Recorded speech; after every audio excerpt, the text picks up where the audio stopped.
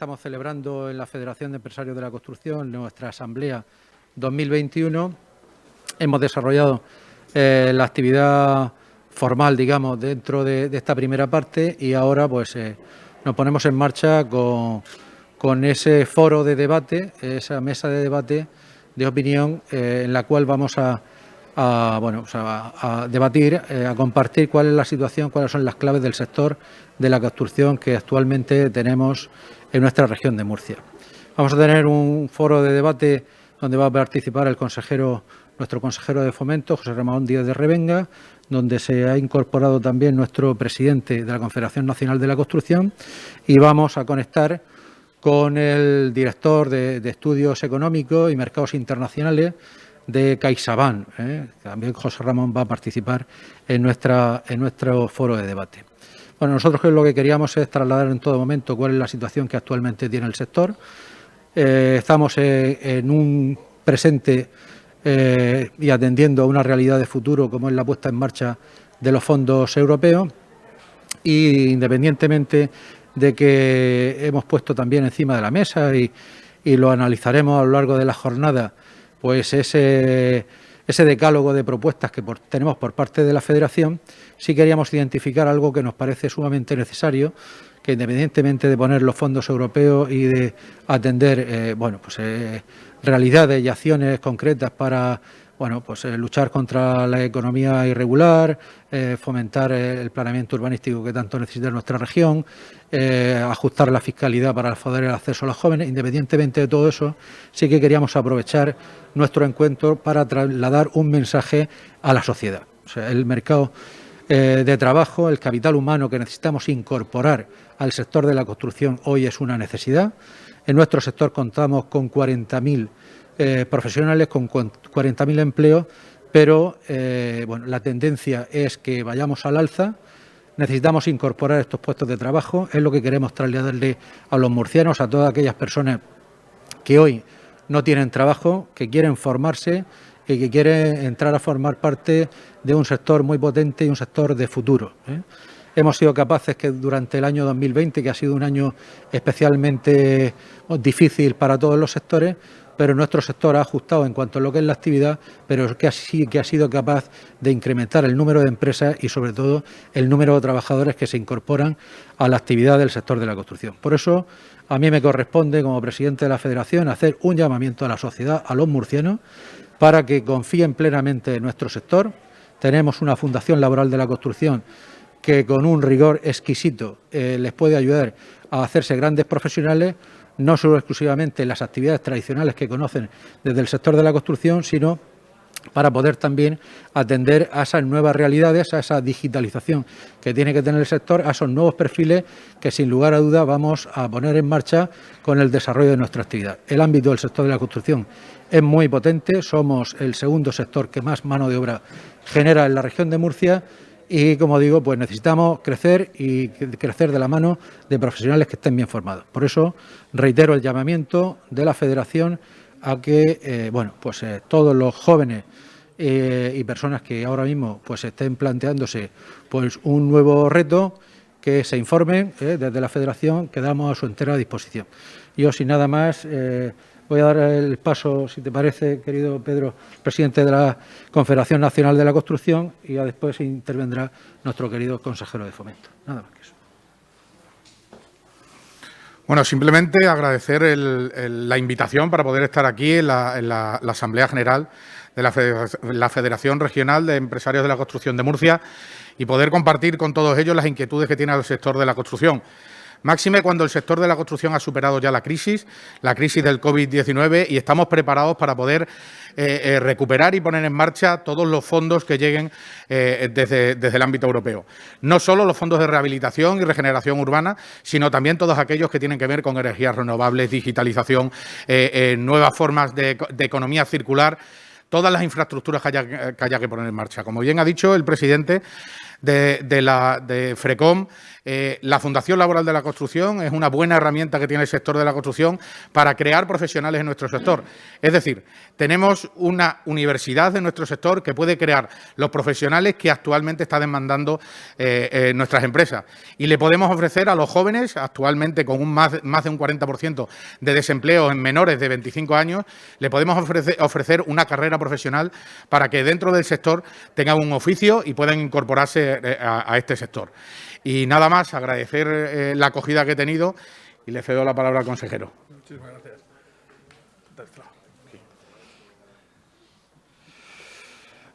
Buenos días.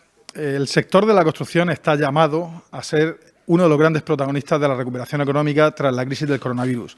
Hay muy pocos sectores, por no decir ninguno, donde una inversión pueda rentabilizarse más y de forma más rápida. Por cada euro que se invierte en construcción, sea de inversión pública o privada, se generan 1,92 euros de valor añadido bruto o de incremento del PIB. Por cada millón de euros que se invierte, se generan 18 puestos de trabajo directos y 14 indirectos. Y por ese motivo, ahora más que nunca tenemos que focalizar en este sector de la construcción para sacarnos del agujero en el que nos ha metido del agujero económico en el que nos ha metido el coronavirus y tratar de salir de una forma mucho más fortalecida.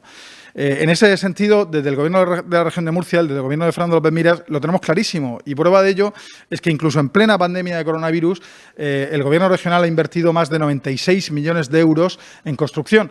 Y es un esfuerzo muy importante. También es verdad que teníamos que reparar todas las cuestiones que había dejado la DANA, pero era un esfuerzo muy importante porque éramos conscientes de que cada euro que invertíamos en esas infraestructuras, en esas reparaciones, era actividad económica, empleo y oportunidades que se generaban.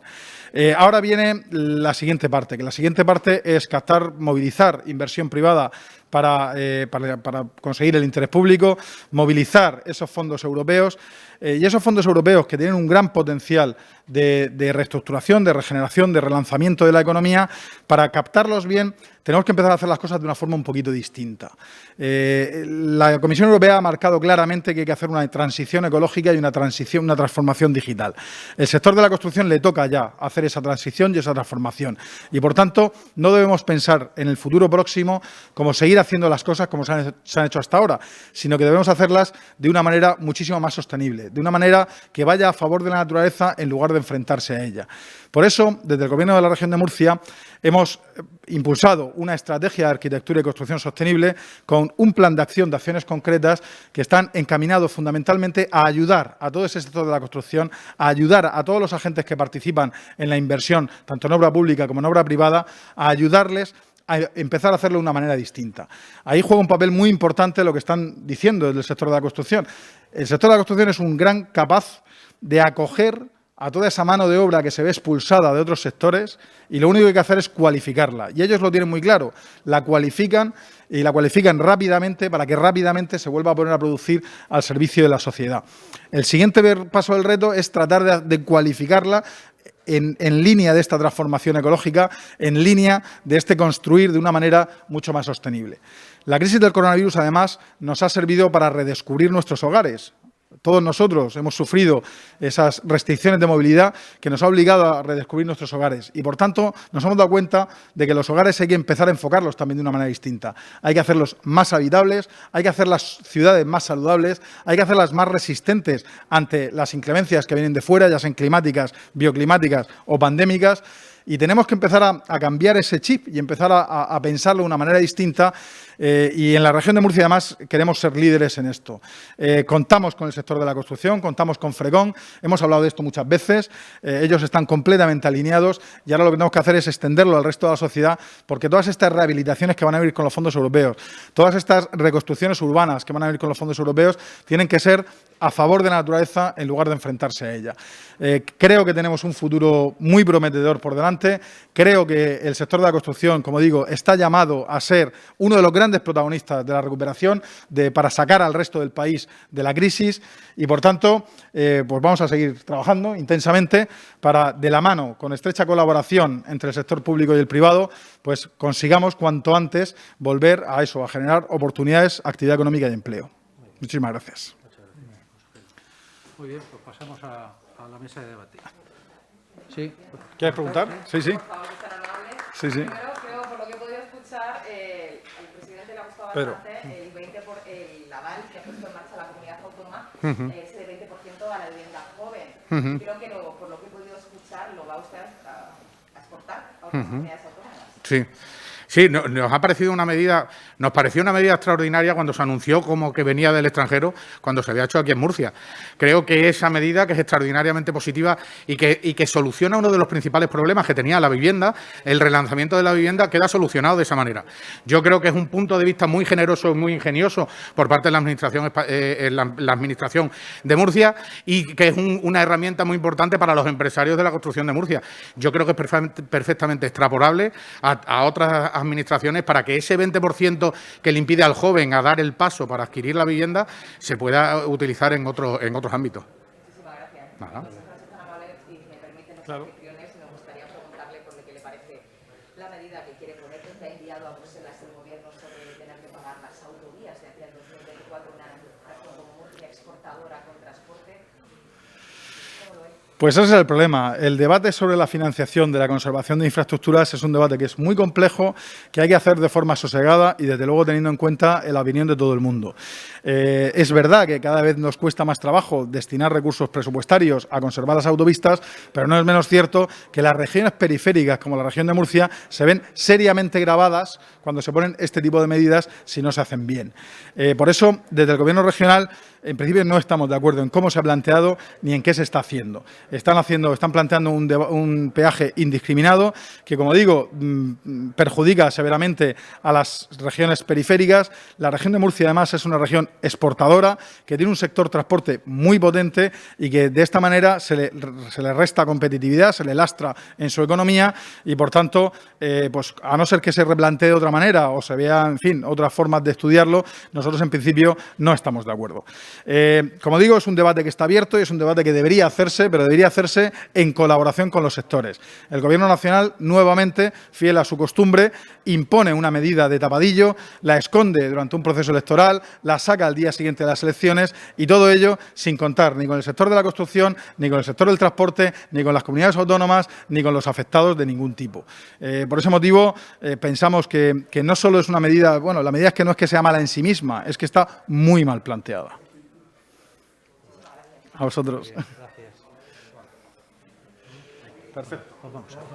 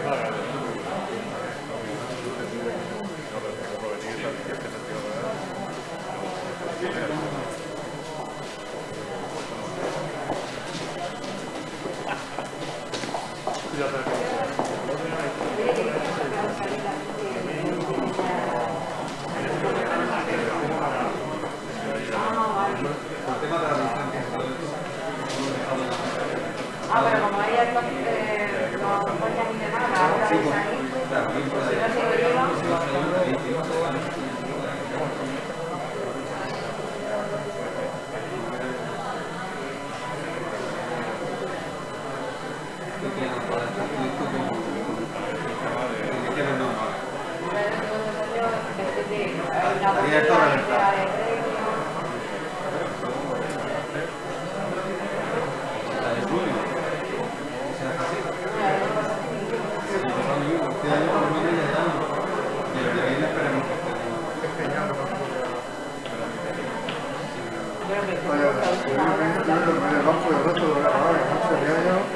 Sí que le tiene dinero y negocias con él lo que te da. Nos sentamos en la mano y dice, oye, ¿cuánto es lo máximo que me da a mí?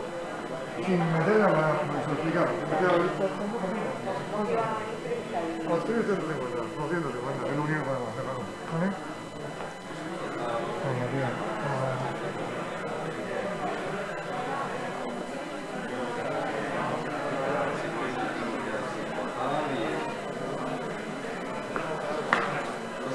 Por eso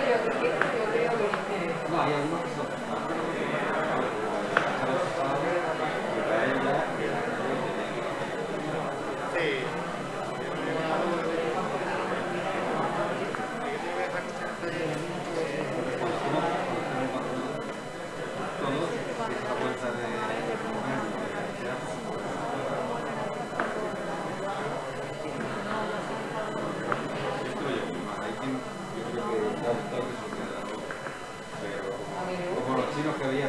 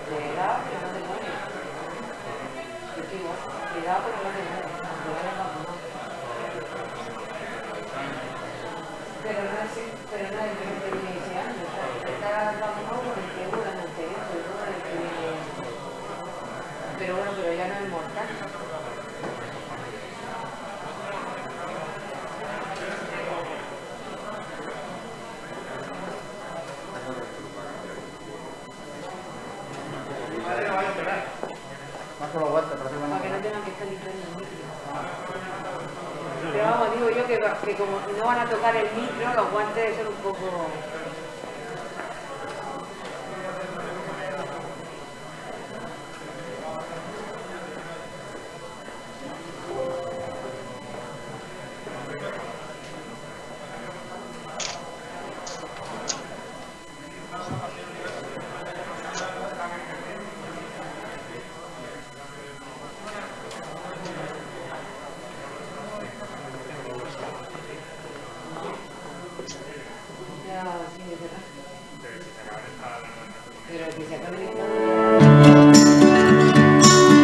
La construcción es un sector esencial para la economía regional. Un sector que en la región de Murcia cuenta con 4.000 empresas que a su vez dan trabajo a más de 40.000 personas de forma directa. Esto se traduce en 10 puestos directos y 5 indirectos por cada millón invertido. Además, la construcción es gran demandante de suministros de otros sectores industriales y profesionales, generando el 10% de la formación bruta de capital fijo. La construcción es un sector de presente y de futuro, plenamente comprometido con sus trabajadores, con la sociedad y con el entorno. En Frecon, la unidad, la transparencia y el liderazgo son los pilares que sustentan la lucha diaria por la defensa de los intereses de sus asociados. Una gran familia compuesta por empresas constructoras, contratistas de obra pública, promotores inmobiliarios, fabricantes de áridos, pintores, derivados del cemento, hormigón, materiales de construcción, movimiento de tierras, reformas. Frecon es la asociación más antigua de la región de Murcia, pionera en España, fundada en 1976. Forma parte de CROEN y CNC. La Federación Regional de Empresarios de la Construcción es la voz de un sector unido, fuerte y robusto, que trabaja para hacer frente a los continuos y exigentes cambios de la sociedad. Su apuesta por la formación y la educación es crucial para contar con los mejores profesionales en las mejores empresas. Juega aquí un papel fundamental la Fundación Laboral de la Construcción, que ofrece los recursos necesarios para que la construcción sea más profesional, segura y novedosa. La investigación y el desarrollo tecnológico son también grandes retos del sector, donde el Centro Tecnológico de la Construcción trabaja para que las empresas del sector sean más innovadoras y competitivas. Es más que evidente el papel estratégico de la construcción en la región de Murcia. Por ello, en Frecon seguimos juntos construyendo futuro.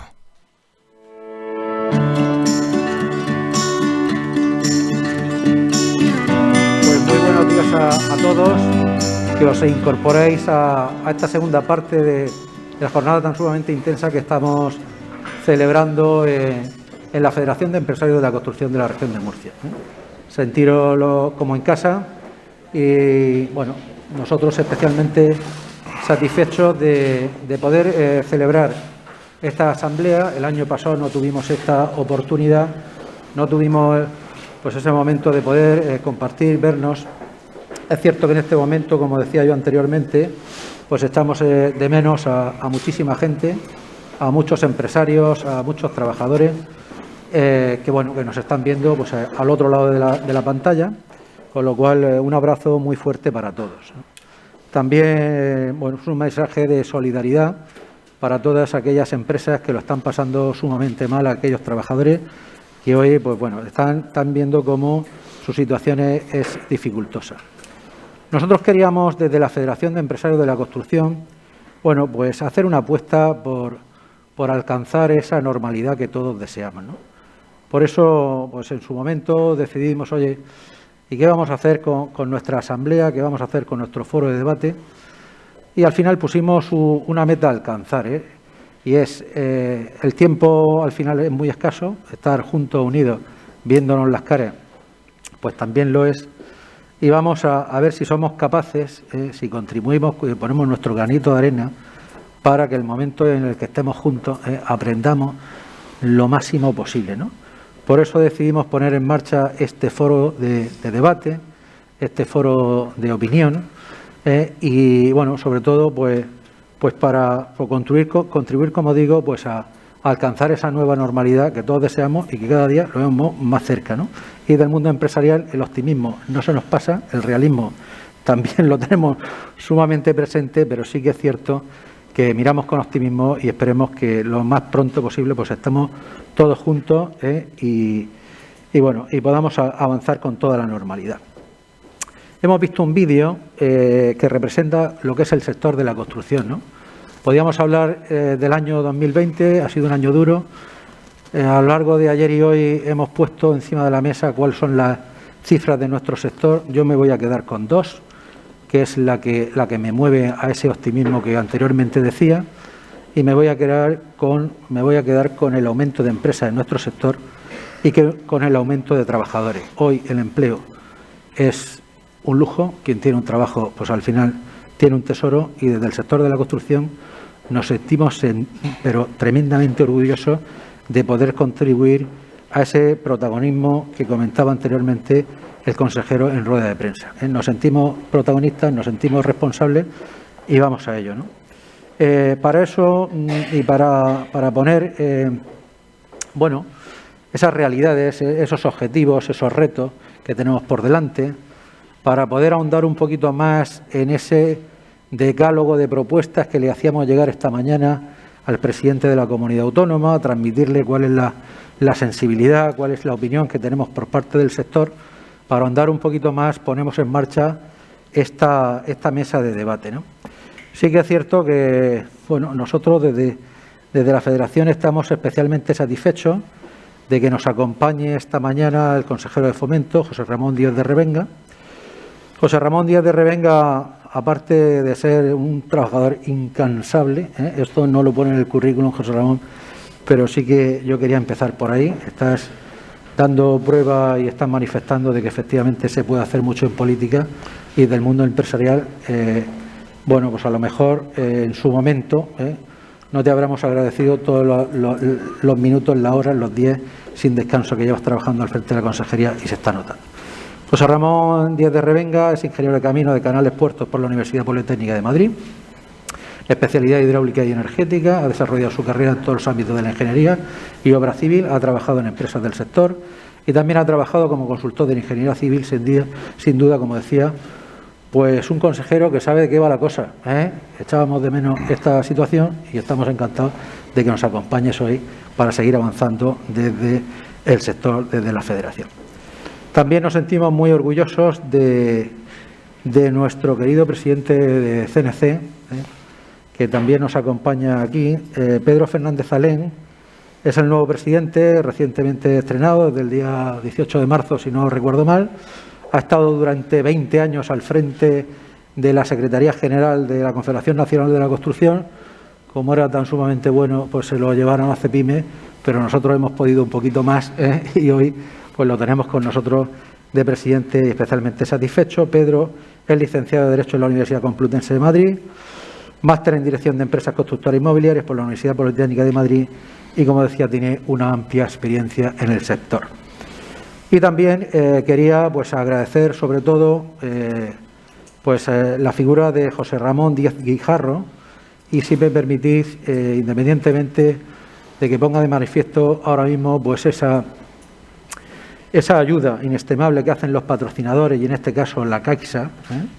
Querida Olga, gracias por apoyar a este sector de la construcción, gracias por haber hecho posible que tengamos un ponente. Es cierto que vamos a seguir insistiendo para que en la próxima esté presencialmente y vamos a tener suerte y lo vamos a tener en pantalla. Y estoy hablando de la presencia de José Ramón Díaz Guijarro, que es licenciado en Ciencias Económicas y Empresariales por la Universidad Complutense de Madrid. Es el director de Economía Internacional y Mercados de CaixaBank Research. Cuenta con más de 30 años de experiencia en diversos campos del análisis macroeconómico. En la actualidad es profesor del entorno económico de análisis de países del Instituto de Empresa. Contribuye periódicamente con artículos de opinión en ABC, Expansión, Capital, etcétera. Es miembro de diferentes foros de discusión y asesoramiento económico, como el GACE. Y bueno, pues querido José Ramón, estás al otro lado de la pantalla. Gracias por estar ahí. Le voy a hacer una advertencia porque vamos a entrar directamente ya a iniciar esta ronda de preguntas y vamos a empezar con José Ramón Díaz Guijarro, ¿no? Yo creo que al final, no quiero entretener mucho en cuanto a lo que es el tema de los datos. Hemos visto, como decía, el ajuste que hemos realizado por parte de todo el sector económico, por parte del sector de la construcción, que ha sido tremendo, pero debemos de mirar al futuro y le corresponde a José Ramón Díaz Guijarro el ponernos ahí en esa situación, ¿no? ¿Cómo ve, José Ramón, la situación actual? ¿Cómo entiendes que va a evolucionar la economía española y cómo lo va a hacer también en el sector de la construcción, ¿no? O sea que, agradecido, José Ramón Díaz, que estés ahí. Esperemos escucharte con toda la nitidez del mundo y adelante, cuando quieras, pues agradecería que nos pusieras un poquito en escena de cuál va a ser el futuro que tenemos por delante a nivel económico, a nivel general. Adelante, José Ramón. Bueno, buenos días a todos. Lo primero, muchas gracias por vuestra amable invitación, ¿no?, para poder compartir con vosotros algunos minutos para contaros nuestra visión sobre la situación económica. Excusarme por no haber podido estar ahí presente, pero prometo que a la próxima seguro me bloqueo la agenda y será un placer compartir en directo con vosotros un evento como este, ¿no? Y sobre todo también dejar claro que desde CaixaBank Research, desde el Servicio de Estudios de CaixaBank, pues estamos a vuestra disposición, ¿no? Para cualquier duda, para cualquier dato, para cualquier opinión que necesitéis en cualquier momento. Bueno, voy a intentar en esos 15 minutos resumir nuestra visión sobre la situación económica y financiera actual, ¿no? Después del tremendo ruido de los últimos meses en términos económicos y de las desgracias que hemos tenido todos en nuestro entorno de trabajo y familiar en los últimos meses. Pero yo quiero empezar dando quizás una opinión moderadamente optimista sobre lo que vamos a ver en los próximos meses. Es verdad que siempre que te enfrentas a una crisis como la que hemos experimentado, una crisis de origen sanitario, pues siempre te quedan riesgos, siempre te quedan dudas, pero evidentemente ahora mismo yo creo que todos tenemos que ver con un moderado optimismo lo que va a pasar en los próximos trimestres. Y bueno, voy a intentar argumentarlo todo con unos cuantos gráficos y con una valoración un poco de cómo estamos. Bueno, primero hay que decir pues algo que teníamos muchas dudas hace un año, ¿no? Y es si iban a llegar las vacunas a tiempo, si iban a funcionar, etcétera. Bueno, pues yo creo que también aquí hay que poner en valor el papel de la ciencia, de la investigación, bueno, cuando hay también, por qué no decirlo, financiación, ¿no? Detrás. Bueno, cuando una vacuna como las que, bueno, pues ya seguramente que mucha gente que está atendiendo esta jornada ya la tiene, pues una vacuna en otro tiempo, pues de este tipo, pues hubiese tardado 2, 3, 4 años en estar a punto, ¿no? Y sin embargo, pues básicamente un año después, pues no vamos a ver las cifras, pero los ritmos de vacunación son importantes, ¿no? Bueno, eso también nos da una esperanza, ¿no? Es decir, que evidentemente la ciencia pues funciona cuando es necesario y al final pues lo vemos en ocasiones como actual. Bueno, también hay que decir que desde el punto de vista de la política económica, pues la respuesta esta vez ha sido muy diferente, ¿no? Los estímulos monetarios y fiscales pues han sido muy diferentes a los de la última crisis y yo creo que esto también hay que valorarlo positivamente. Evidentemente también ha subido la deuda, el déficit, luego lo vamos a ver, pero yo creo que se ha puesto encima de la mesa lo necesario para evitar un colapso de la economía. Y por tanto, vacunas más estímulos más reapertura, pues nos van a hacer ver ya en las últimas semanas, pero sobre todo en los próximos meses, cómo la recuperación global va tomando fuerza. Es verdad que de forma simétrica, por sectores, por países, pero yo creo que la tendencia va a ser en general muy positiva, incluso en algún momento vamos a ver subidas de la inflación, bueno, eso también es normal, pero sin que nosotros pensemos que van a amenazar ni mucho menos ese escenario económico posible. Bueno, estos gráficos a los que nos hemos acostumbrado los últimos meses, ¿no? Ahí tenéis un poco la incidencia acumulada de la pandemia, ¿no? La evolución con los últimos datos disponibles. Bueno, pues España no está tan mal, ¿no? En una comparación con otros países de Europa. Cuando actualizaba este gráfico, pues una vez más me sorprendían casos como los de Suecia o Francia. Y bueno, pues aquí evidentemente no hemos incluido dónde están las preocupaciones en estos momentos, que básicamente es en la situación en India, con alguna posible mutuación y con los desgraciados casos de fallecimientos que vemos día a día. Pero como veis, bueno, parece que las olas cada vez van teniendo menos intensidad y eso es positivo porque obligan a cerrar menos, a reducir menos la movilidad. También me gustaría dejar esto encima de la mesa, ¿no? Claro, hemos ido aprendiendo, ¿no? Y hemos ido aprendiendo a cómo gestionar esos cierres y en cada nueva oleada los efectos bajo mi punto de vista sobre la economía pues han sido inferiores a los de desgraciadamente la primera. Bueno, fundamental en estos momentos, pues ver los ritmos de vacunación, dejando de lado, bueno, pues casos como los de Israel, Reino Unido muy avanzados. Bueno, pues también hay que decir que esta fotografía, conforme a lo que veíamos hace mes y medio en Europa, pues está cambiando y está cambiando de forma positiva, ¿no? Ahí tendríamos porcentajes en Europa, también en España de vacunación con al menos una dosis, 25%. Bueno, empiezan a ser cifras interesantes. Es verdad que con 2 dosis estaríamos hablando de 10.000, pero aquí hemos hecho aquí un pequeño cálculo que yo también creo que nos hace ser moderadamente optimistas. ¿Cuál es el objetivo de inmunidad de grupo? 70% de la población de más de 16 años. Lo teníamos para finales del tercer trimestre, para el 30 de septiembre, y para alcanzar ese objetivo pues deberíamos ir a unas dosis semanales por 100.000 habitantes de alrededor de 3.500 vacunas. ¿Dónde estamos? En 4.400. Es decir, ahora mismo estamos por encima de los ritmos que nos permitirían llegar con el 70% de la población inmunizada a finales de septiembre, y por tanto somos moderadamente optimistas de que incluso podemos tener esos ritmos de inmunización algo por encima antes en el calendario, evidentemente también a expensas de que sigan llegando las vacunas. Bueno, ¿qué podemos decir respecto a actividad?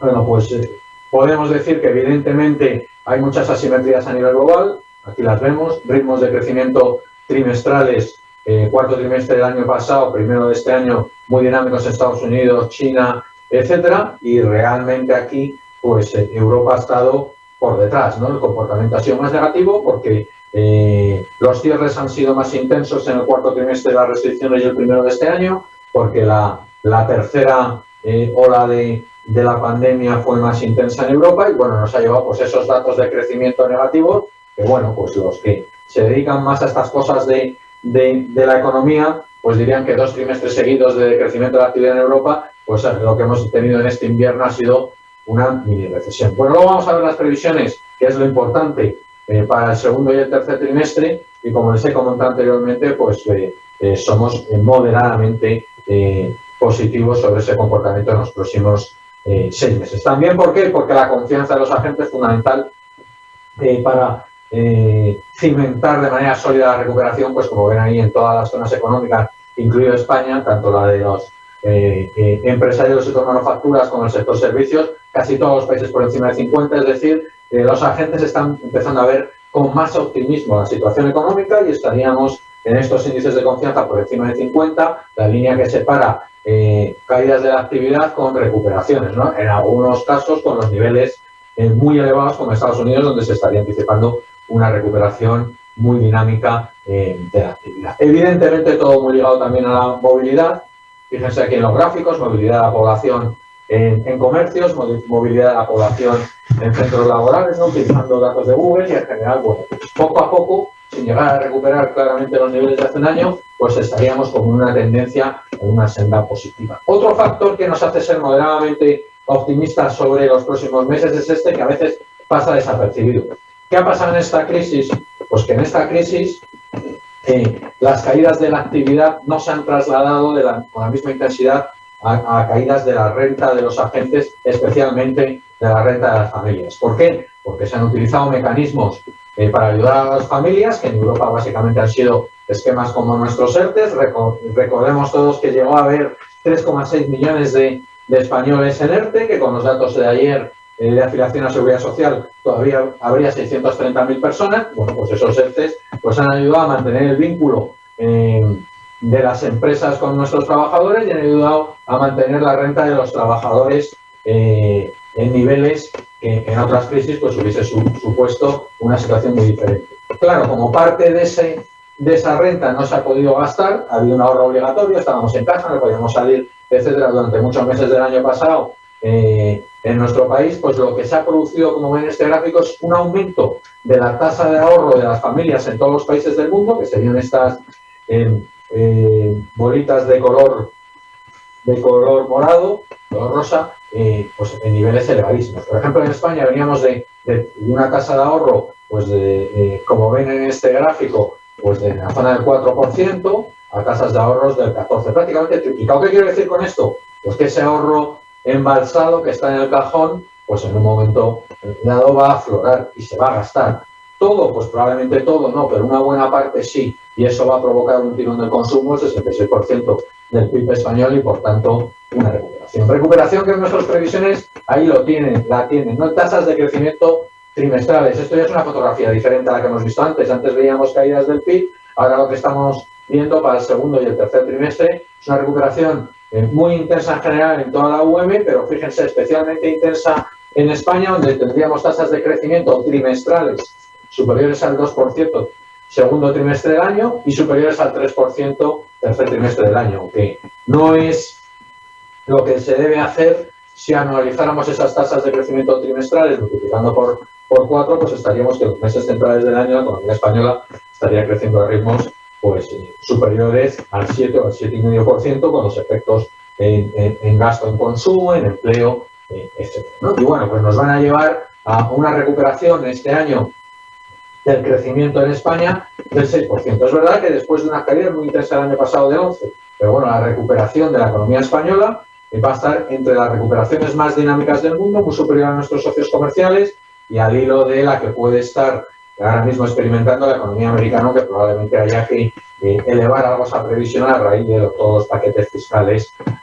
Bueno, y esta sería un poco la fotografía de la economía mundial, ¿no? Tendríamos desde países que han recuperado los niveles de PIB perdidos, es decir, los niveles de PIB del cuarto trimestre de 2019, Estados Unidos o China, países como Alemania o Francia, que los van a terminar recuperando pues probablemente a principios del año que viene, países como España, que tendremos que esperar algo más, ¿no? Hasta el 2023 para recuperar esos niveles de PIB, porque evidentemente la caída del año pasado del menos 11 fue muy intensa. Bueno, unas pequeñas ideas sobre inflación, porque seguro que ustedes van a empezar a leer mucho sobre este tema, ¿no? Preocupación por la inflación, qué efectos puede tener sobre los tipos de interés, etcétera, ¿no? Bueno, claro, lo que se va a producir los próximos meses es un efecto base.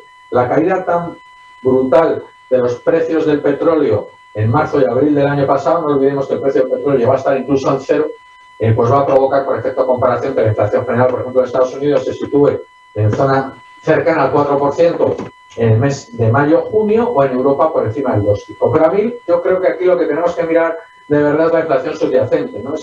Esa inflación, esa cesta a la que le quitamos los alimentos, la energía, es decir, es más estable y más tendencial. También aquí vamos a tener unos niveles muy diferentes a los que vimos a lo largo de 2020, algo por encima del 1,5% hasta el 2% en el caso de Estados Unidos, por encima del 1,5% en Europa, pero sin llegar a niveles alarmantes. O lo que es lo mismo, bajo nuestro punto de vista, los bancos centrales no van a subir tipos de interés, pues probablemente en el caso de Estados Unidos hasta el 2023 y, como ven ahí, en el caso de Europa hasta el 2024. Lo que sí que ha provocado esta respuesta tan intensa de política fiscal, bueno, pues es un aumento de los déficits públicos, como estamos viendo, muy intenso el año pasado, y déficits públicos que se van a mantener, sobre todo por una parte cíclica importante, en zona negativa durante mucho tiempo. Yo siempre digo lo mismo. Bueno, si aquí vemos los datos de España, pues es para preocuparnos, ¿no?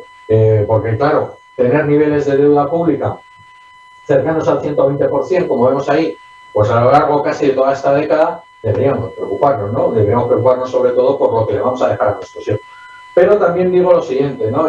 Cuando vemos que esto es un problema de prácticamente todos los países, cuando los problemas son generales de todo, pues entre todos buscaremos una solución. Y esa solución para mí va a ser mantener los niveles de tipos de interés de largo plazo de financiación de los tesoros en zona muy moderada, para que el coste de ese servicio de la deuda se mantenga en niveles parecidos a los actuales, es decir, en niveles incluso más bajos de cuando teníamos niveles de deuda pública muy elevados. Eso sí, pues también tenemos que ir pensando en un plan de estabilidad fiscal en el medio y largo plazo, y eso solo va a poder venir de la mano de un ajuste del gasto acompañado pues de una subida selectiva de impuestos, como ya ha presentado el Gobierno, como todos ustedes saben, esta semana a Bruselas. No me quiero extender mucho más en la situación global y sí ver un poco los datos de economía española. Lo que les he dicho, fíjense, escenario central, no recuperaremos niveles de PIB hasta 2023, pero también es verdad que el PIB va a crecer este año un 6%, y ya les anticipo que yo creo que para el 2022 podemos ver niveles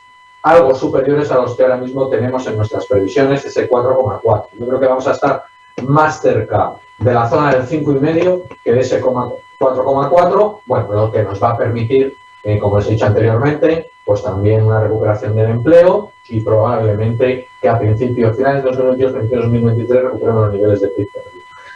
Datos interesantes que ya meto en el debate: precio de la vivienda. Bueno, esta crisis es totalmente diferente para el sector de la vivienda, totalmente diferente para el sector de la construcción. El sector de la vivienda fue un problema, fue uno de los drivers que ocasionó la última crisis. Esta vez no existía ni el exceso de capacidad ni la sobrevaloración de la última crisis, y luego pues daré algunos datos para apoyar estas ideas. Bueno, aquí ven ustedes también cuál es el comportamiento de la movilidad de la población en España en los últimos meses. Como poco a poco todo se recupera, como la mayoría de indicadores de actividad, como el uso de tarjetas domésticas, la producción de cemento, las matriculaciones de automóviles, producción industrial, ventas minoristas, van poco a poco mejorando, ¿no? Y ayer vimos ya un dato de afiliación muy interesante, con un aumento de afiliados de 130.000, una bajada de personas en ERTE también del orden de 60.000-70.000, es decir, poco a poco la economía, como he dicho anteriormente,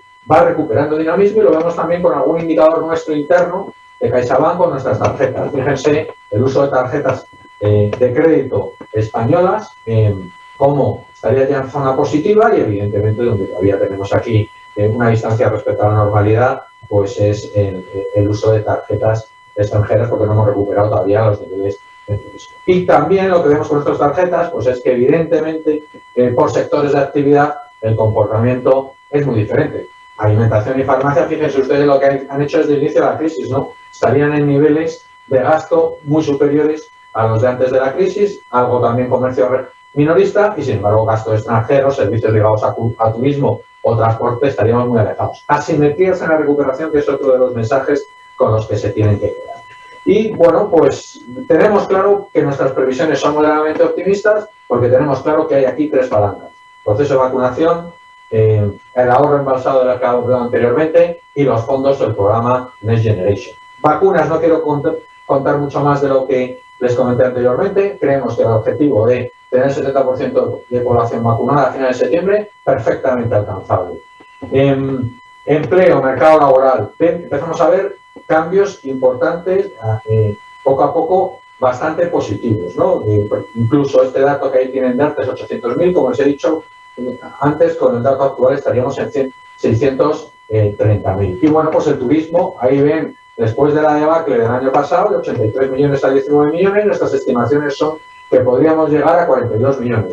Es verdad que todavía estaríamos lejos de los niveles del año pasado, pero es el doble que el año pasado. Y esto implica un gasto turístico que se puede casi duplicar y un crecimiento del PIB turístico del 80%. Bueno, Next Generation, fondos europeos. Me gustaría ya decir un par de cosas y ya anticipo lo que luego tendría que contar y así no tengo que volver a hablar, ¿no? Bueno, tenemos una oportunidad, una ventana espectacular, como no habíamos tenido en las últimas décadas. Hablamos de 140.000 millones, 70.000 millones solo en transferencias, 26.000 millones este año.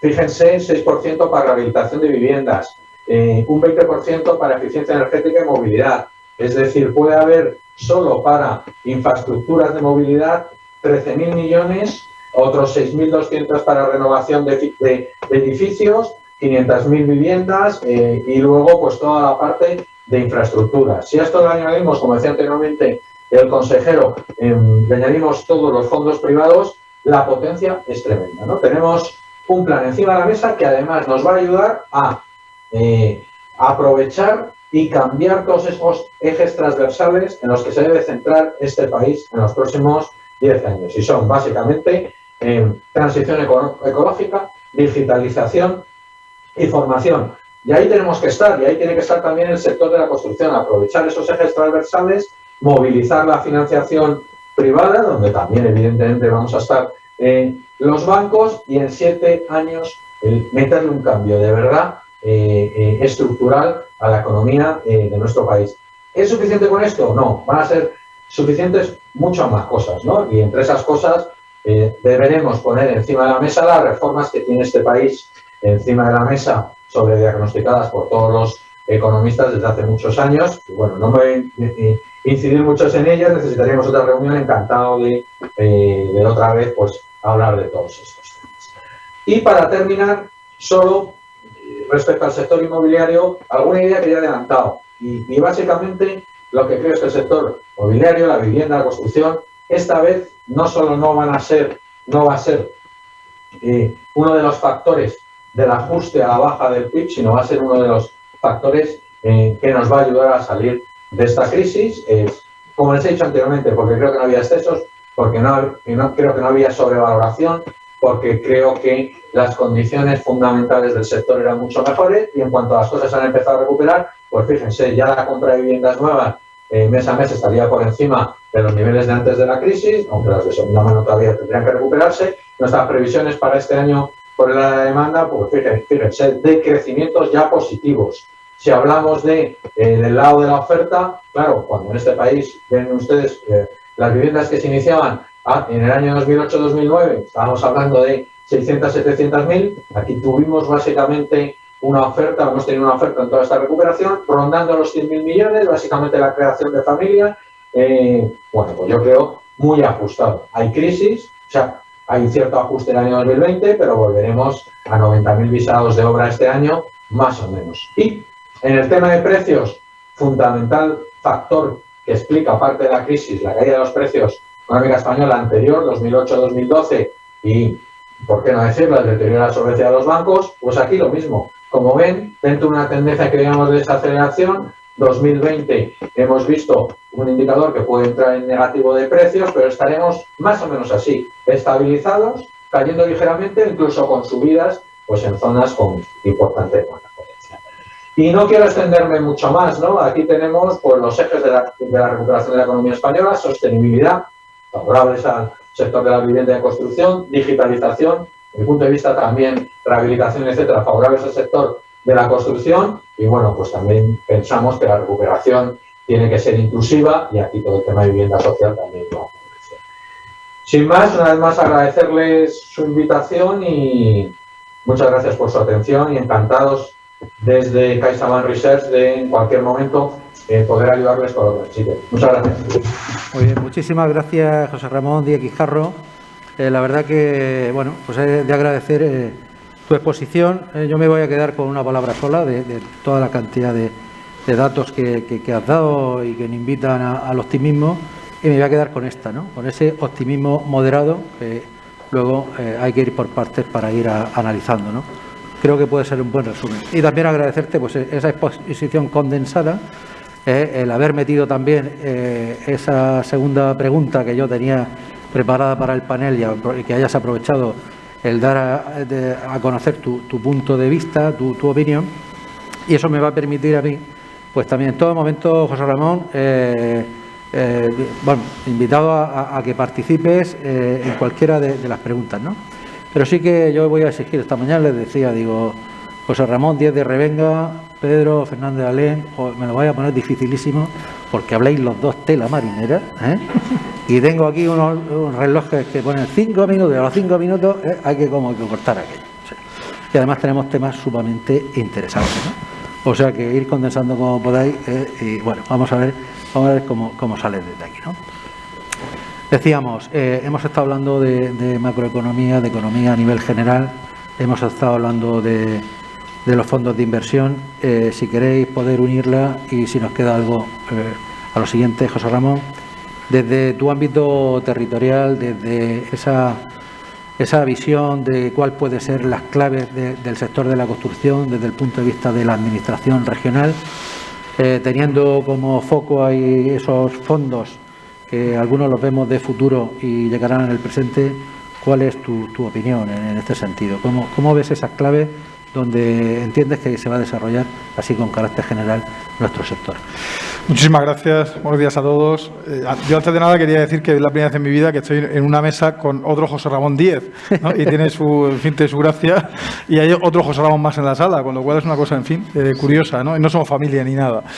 Efectivamente, coincido muchísimo en muchos de los aspectos que ha estado contando, y sobre todo en el papel destacado que tiene que jugar el papel del sector de la construcción y la recuperación, porque yo creo que no hay ningún sector que sea capaz de generar empleo a más velocidad y capaz de generar más PIB a más velocidad que el sector de la construcción, y por tanto sería absurdo no aprovechar todo ese potencial cuando además encima en este país tenemos una capacidad estructural de construir muy potente y encima con calidad, ¿no? Y de hecho somos ejemplo mundial de eso.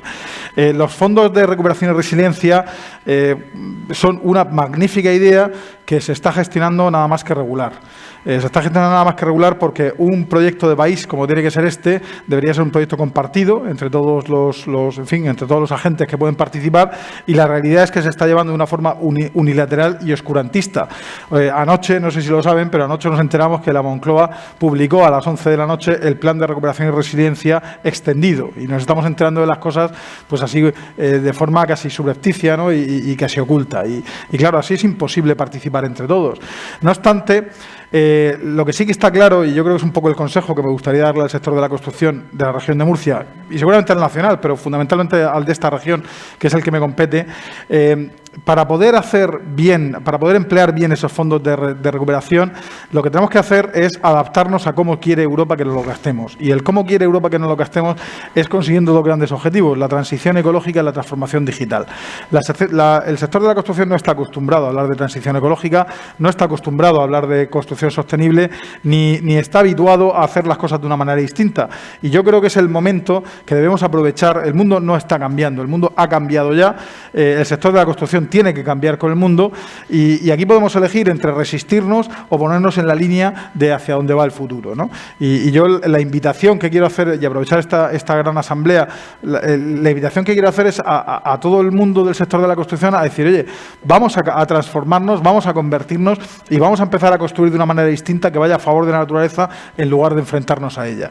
Hay soluciones constructivas de sobra, hay capacidad técnica de sobra, hay capacidad tecnológica de sobra y quizás la única parte o una de las pocas partes que faltan tiene que ver con la formación, pero la formación también os habéis puesto vosotros como ese objetivo, ¿no? El objetivo de dar más formación y conseguir que este sector, que además puede ser perfectamente un sector refugio de otros sectores que lo están pasando peor, pues en lugar de que entren de forma desordenada, pues entren cualificándose y haciendo las cosas como Dios manda, ¿no? También tenéis capacidad para eso a través de la Fundación Laboral de la Construcción, a través del propio Gobierno regional os puede ayudar con los cursos del SEF, con toda la oferta de formación que tenemos, y yo creo que ese es uno de los grandes retos, ¿no?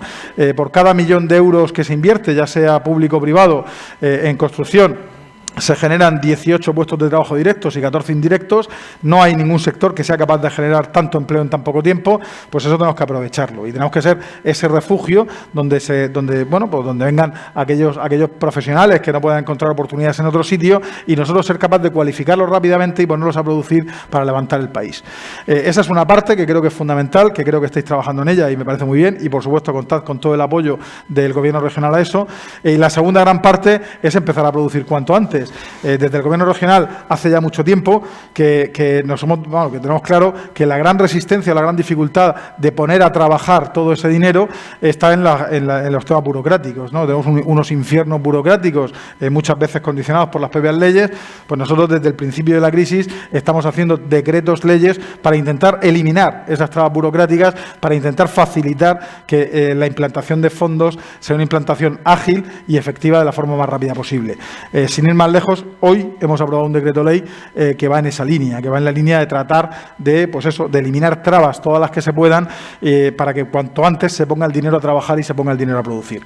Pero lo más importante para mí es esa transición ecológica, es empezar a construir en soluciones basadas en la naturaleza. Esto no quiere decir ni mucho menos que se vayan a abandonar los sistemas tradicionales de construcción, son complementarios, pero sí tenemos que empezar a hacer ciudades más confortables, a hacer viviendas más habitables, más cómodas. Tenemos que pensar, por supuesto, en toda la rehabilitación energética. Una parte importantísima de los fondos de recuperación y resiliencia tienen que ver con las envolventes energéticas, con la forma de construir de forma eficiente energéticamente. Estoy hablando de vivienda. Pues ahí eso, o empezamos a cambiar el chip y nos preparamos para eso, o no seremos beneficiarios de los fondos. Normalmente con los fondos europeos siempre pasa que para ser beneficiario de esos fondos uno tiene que vestirse antes, tiene que prepararse, tiene que europeizarse antes, ¿no? Y la forma de europeizarse, pues que tengan todos claro que esto es alinearse con la transición ecológica y con la transformación digital. Y en el sector de la construcción también, y sabemos hacerlo. Entonces, eso creo que es importante. Y por último, una pincelada de una cuestión que también ha estado comentando, que es el tema de la vivienda y del hogar. Puede haber dificultades por cuestiones socioeconómicas de que los jóvenes en su primer empleo pues puedan tener barreras para entrar en el hogar porque no tienen trabajo, porque tienen dificultades económicas. Pero lo que no podemos permitir bajo ningún concepto es que las barreras estén puestas desde el propio sector de la construcción. Tiene que haber viviendas disponibles, tiene que haber viviendas suficientes a precios asequibles para todos los niveles de renta, y ese desde luego es un objetivo fundamental que nos hemos puesto en el Gobierno. Lo condensamos en una frase que es muy ambiciosa, que es conseguir un hogar para todas y cada una de las familias de la región de Murcia, de todos los niveles sociales, de todas las características que tengan. Los que puedan hacer una vivienda libre, pues entrará una vivienda libre, fenomenal. Tenemos que garantizar y poner suelo disponible para que el sector de la construcción pueda desarrollar esas viviendas libres en número suficiente como para que sean demandadas.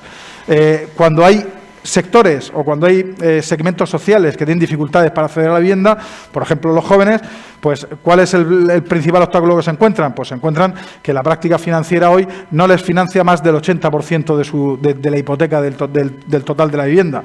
Bueno, pues tenemos que encontrar medidas y hemos encontrado una mediante el aval de la Administración para derribar ese 20% y para que un joven que quiere comprarse una vivienda de 150.000 euros no tenga que, si me permitís la expresión, apoquinar 45.000 euros por adelantado.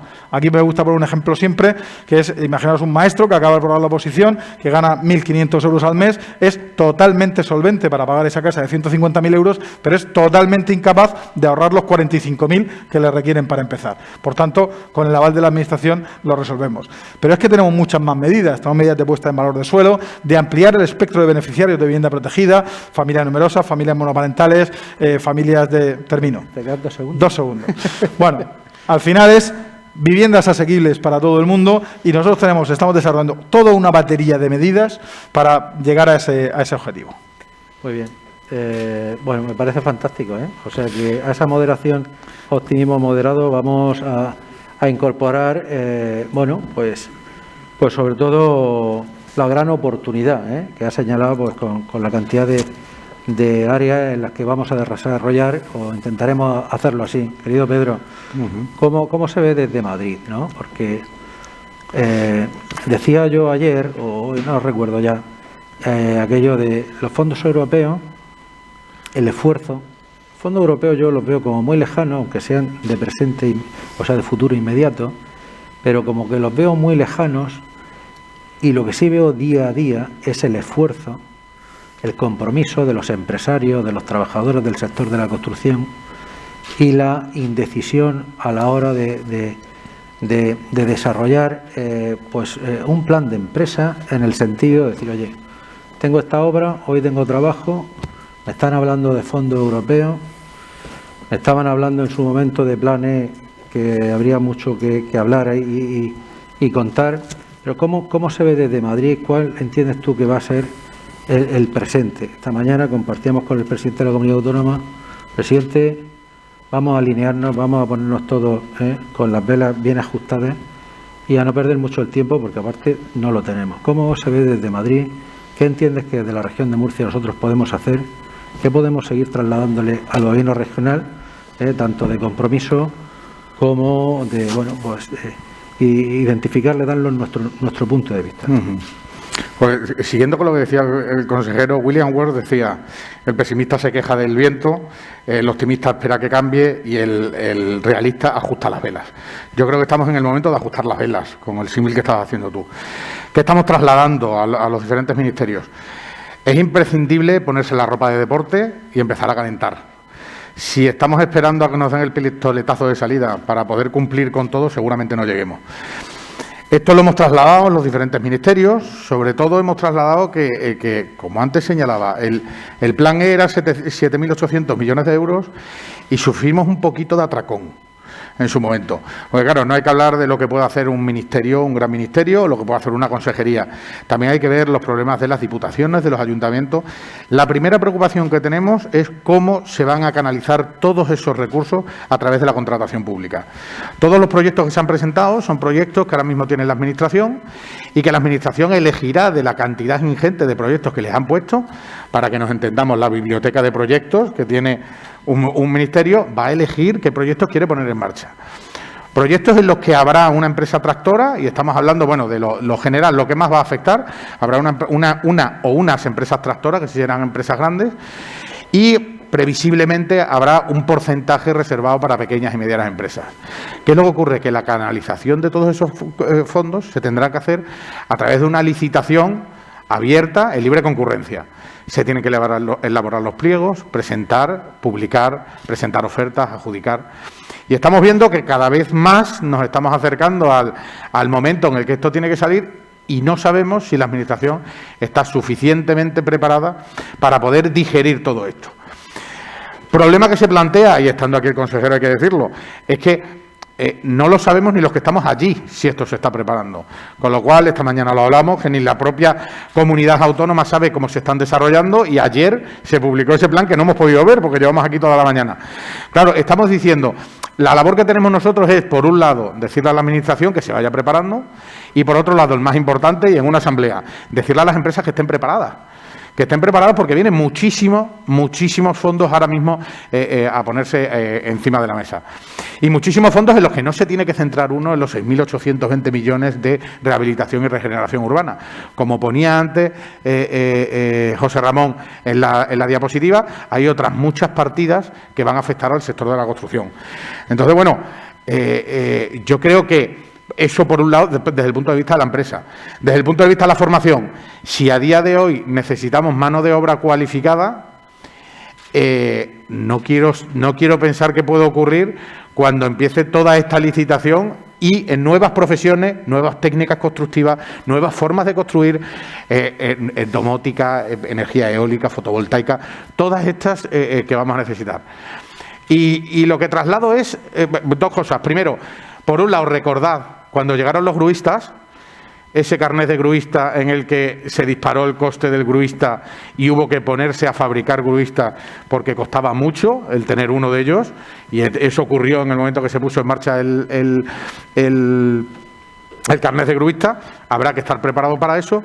Y, en segundo lugar, sí poner, por algún miedo que han manifestado algún empresario, algún constructor, sobre todo algún promotor, la crisis actual, la que se ha producido ahora, no tiene nada que ver con la del año 2007-2008.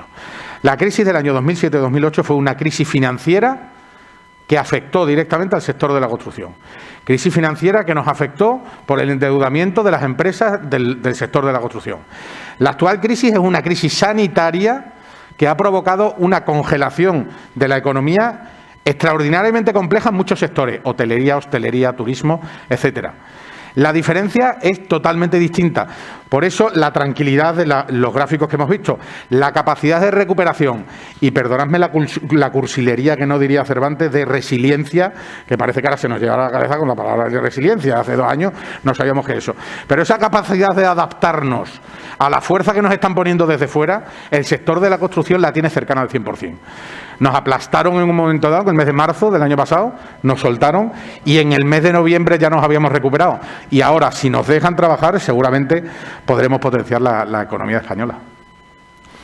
Muy bien, pues muchísimas gracias, Pedro. Pues vamos a ver si somos capaces de ir a ello. Mira, en esa línea de las oportunidades que hablábamos, ¿no?, y de ese cambio de modelo que tiene que acometer el sector de la construcción, incorporarse a la economía circular.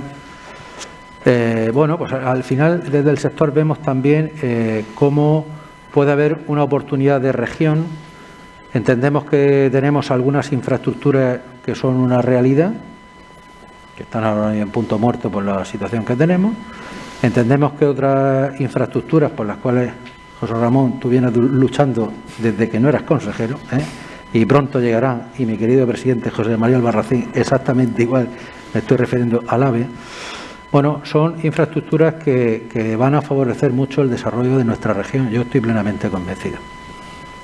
Sabes que desde el sector tenemos muy claro que si no tenemos un suelo, pues no tenemos ningún tipo de actuación, ni vivienda, ni hospital, ni centro de negocios, ni empresas. La planificación urbanística nos preocupa mucho en este sentido. Y nos preocupa despejar tanto como o más como la incógnita de cuándo vienen los fondos. Me vaya a permitir esta licencia. ¿A quién tenemos que tirarle de las orejas para que definitivamente en esta región tengamos una planificación urbanística adecuada a las necesidades y al modelo de región? Y estoy contigo. Hay un gran protagonista, y yo estoy contigo. ¿Qué tenemos que hacer? Porque mi presidente y yo estamos desesperados de tirar de las orejas de los ayuntamientos y no conseguimos, o sea, no encontramos el cómplice, no descorchamos la botella, no encontramos la solución. Y puede pasar esa oportunidad. ¿Cómo crees tú que debemos hacerlo? Ahora que estamos aquí, que no nos oye absolutamente nadie y todos sabemos a lo que nos referimos. Bueno, sin lugar a dudas, las orejas de las que tenéis que tirar son las mías, sin lugar a dudas. No, si las tuyas ya... En cualquier caso, vamos a ver, el tema urbanístico es un tema desgraciadamente muy complejo. El urbanismo constitucionalmente de los ayuntamientos, y el gran problema que hay es que al final, cuando dispersas entre 45 entes distintos los conceptos urbanísticos, pues hay unos que son más aplicados, otros que son menos, y lo que sí tenemos que hacer nosotros, creo todos, es concienciarles muy claramente de que no se pueden poner barreras urbanísticas al progreso y al desarrollo. El urbanismo siempre nació como una ciencia para ordenar, pero no para frenar. O sea, simplemente poner orden, pero eso no quiere decir en absoluto poner freno.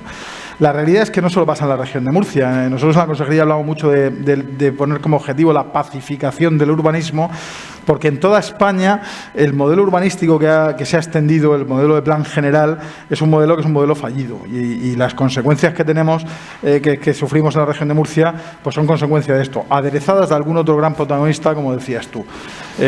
Nosotros hemos intentado, bueno, sabéis perfectamente que justo en la pandemia, justo en el momento del confinamiento, hicimos un amplísimo decreto ley que intentó eliminar un montón de trabas urbanísticas, de trabas burocráticas urbanísticas, que además ya están dando resultado. Hay actuaciones que se han podido implantar, como por ejemplo la de Amazon, como por ejemplo el tramo 3 de la Ronda de Lorca, y alguna más gracias a esa eliminación de barreras. En este decreto ley que hemos aprobado hoy, también hay algunas barreras que eliminamos. Por ejemplo, pues la cuestión de que los equipamientos llevan apellido, ¿no? Equipamiento social, equipamiento educativo, de equipamiento, pues eso le quitamos el apellido, porque eso está impidiendo desarrollar mucho suelo.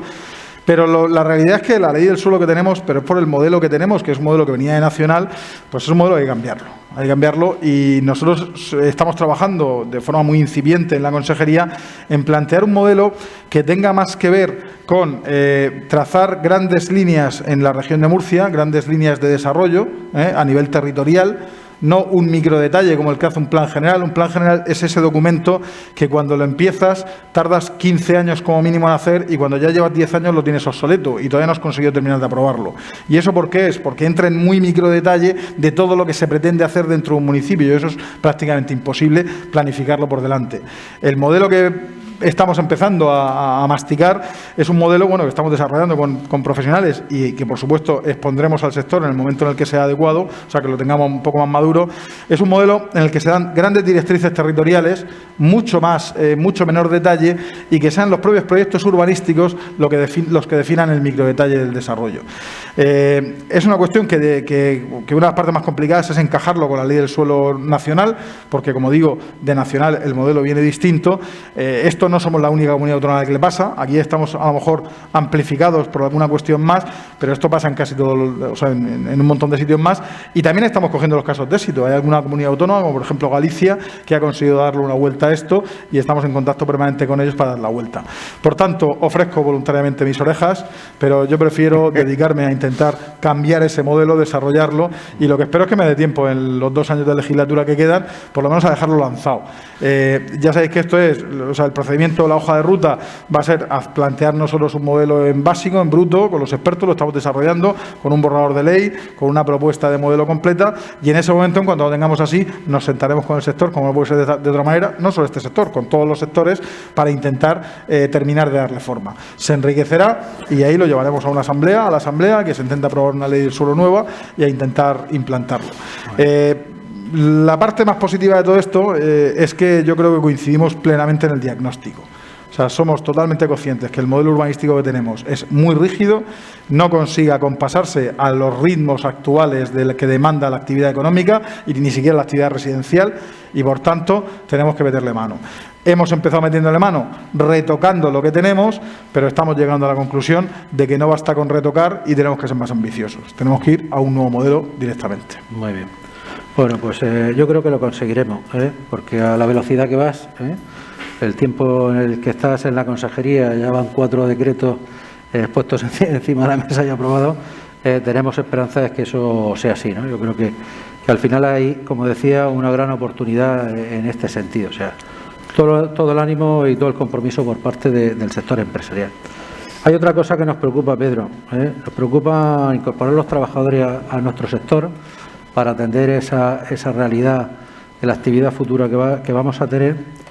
Pero el otro día, antes lo comentaba, el otro día tuvimos un momento de compartir con determinadas personas que representan a la Dirección General de la Seguridad Social.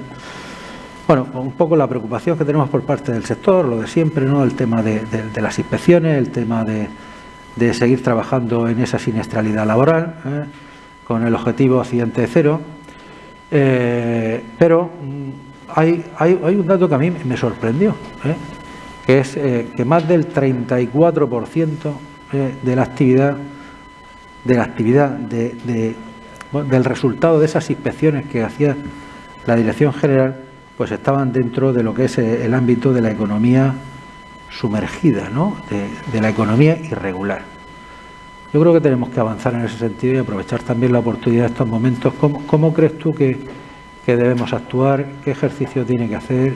¿Se tiene que ir haciendo en ese sentido? Porque por otro lado estamos viendo cómo el desarrollo de los planes de rehabilitación, esas ayudas, pues no están obteniendo resultados e incluso estamos identificando pues esa comodidad y ese ahorro económico que tiene pues un determinado cliente para optar por una fórmula que no es la que está dentro del marco normativo, que es dentro del cuadro donde tenemos que desarrollar la actividad económica, ¿no? ¿Cómo crees que podemos avanzar en ese sentido? ¿Tenemos alguna fórmula? Hombre, con independencia de la inspección, que está claro que hay que partir también. Muchas veces se habla del porcentaje de economía sumergida que tenemos o que no tenemos, y por su propia denominación la economía sumergida está sumergida, con lo cual es muy difícil conocer qué porcentaje hay. Lo que sí saben los empresarios es quién a su lado está echando ofertas especialmente bajas, que se da cuenta que ahí está pasando algo. Partiendo de las propias administraciones públicas, debemos insistir en que no se deben adjudicar obras a subasta. Tiene que ser a concurso. Si seguimos adjudicando a subasta, hay unos costes extraordinariamente bajos que no se cumplen y eso fomenta que alguien lo haga sin cumplimiento de la normativa.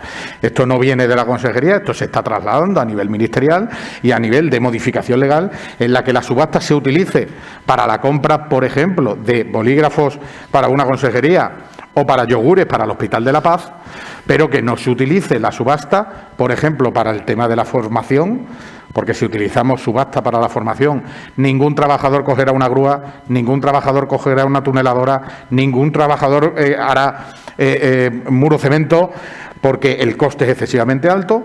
Y en obra pública hay que ir concienciando también que no se pueden adjudicar las obras a subasta, porque si no, no se cubren los costes y o abandonas la obra con el riesgo de una prohibición de contratar o tienes que utilizar la economía sumergida. La lucha contra la economía sumergida también viene por lo que se ha puesto en marcha. Temas de ayudas que se pongan en marcha por el tema del COVID, que sea con cómputo del ejercicio anterior. Quien no haya declarado, quien no haya presentado papeles, no va a tener ayudas. Y eso ya ha ocurrido en algún sector productivo en el que yo te doy los alquileres, yo te doy la ayuda, teniendo en cuenta el ejercicio anterior del impuesto de sociedades o del 347, etcétera. Eso es importante tenerlo en cuenta. Y, en tercer lugar, en la lucha de la economía sumergida, creemos que la vía es toda ayuda que se haga, que se intente centrar en subvenciones o desgravaciones en tema de impuestos. Si yo sé con carácter previo que teniendo una factura voy a tener un pequeño beneficio a final del proceso, yo siempre voy a pedir factura.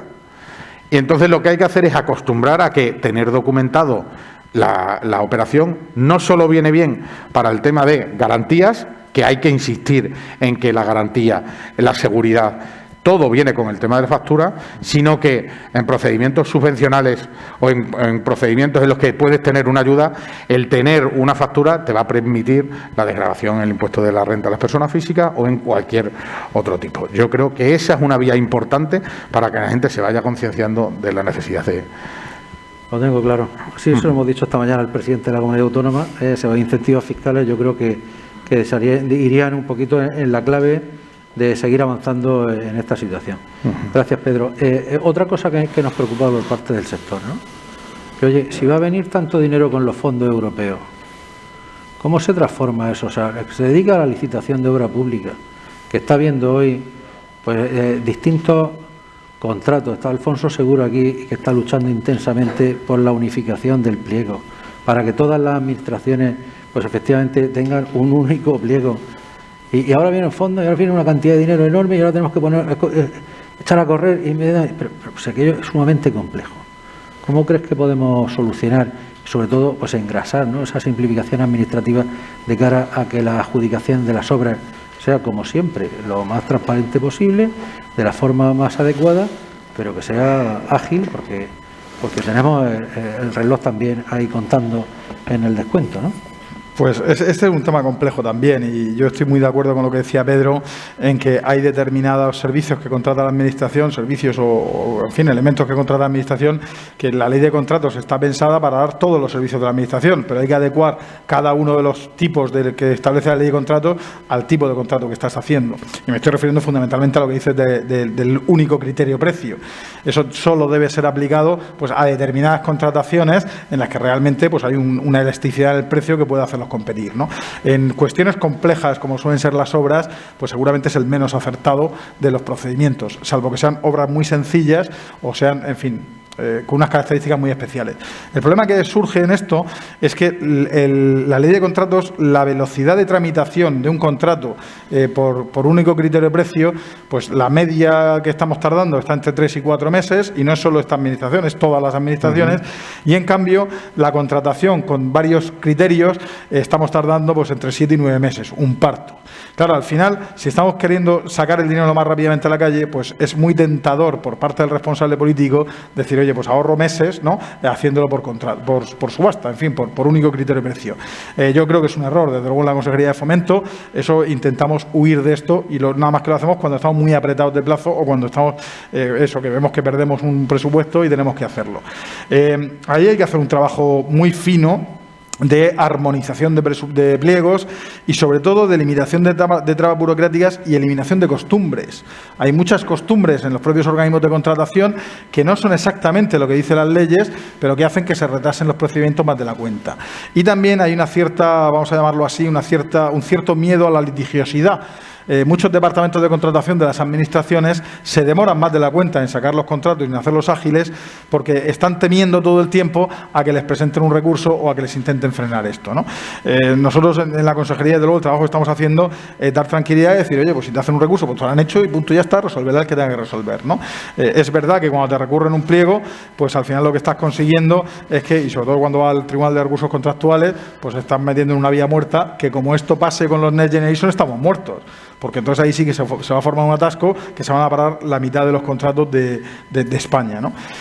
Bueno, como digo, es una labor complicada. Nosotros tenemos como prioridad intentar armonizar los pliegos, no nos parece razonable que cuando un contratista cualquiera licita por un colegio tenga unos condicionantes y cuando licita por un centro de salud, que es de la comunidad autónoma igualmente, tenga otros condicionantes distintos. No nos parece razonable. Entonces, pero también luego la ley establece la libertad del órgano de contratación. Cada órgano de contratación puede hacer lo que quiera.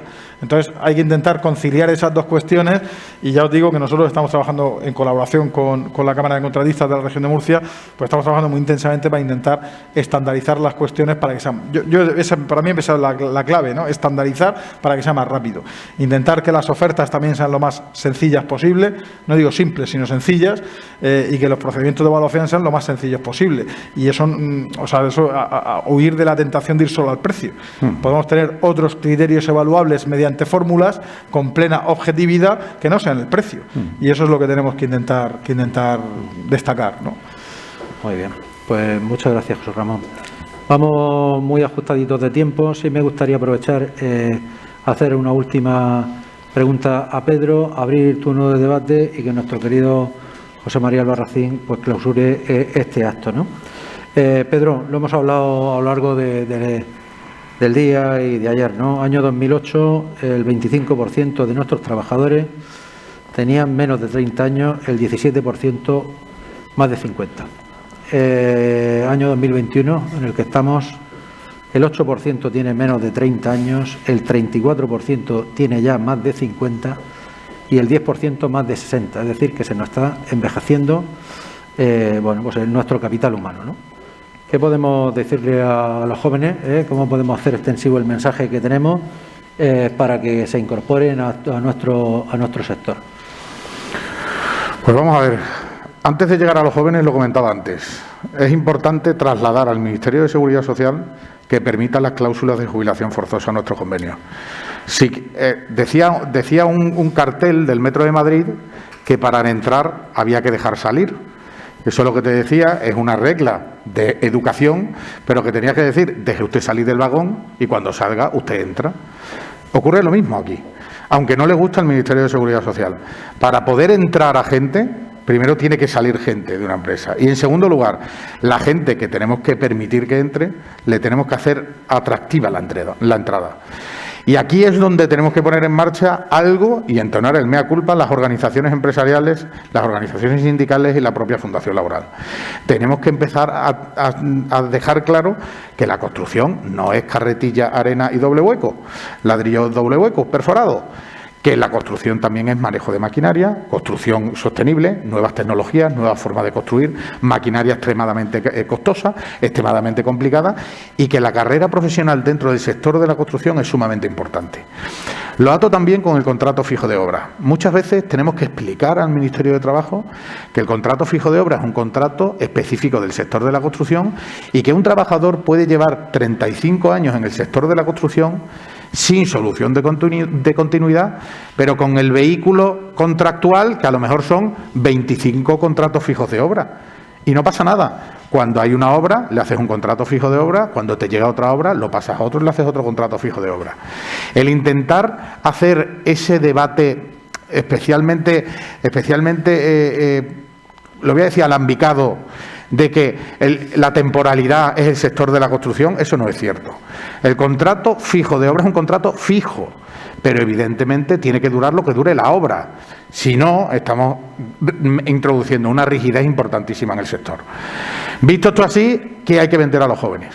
La profesionalidad del sector, el buen salario y la estabilidad. Y como bien has dicho tú antes, la inmediatez en la obtención de un puesto de trabajo que puede ser remunerado y que gracias al Gobierno de Murcia, con el aval del 20%, te puedes comprar una casa, independizarte y dejar a tus padres ya en paz. Muy bien. Pues muchísimas gracias. No sé si alguien tiene alguna pregunta y que no se puede ir a su casa sin formularla. Sí, Rafael.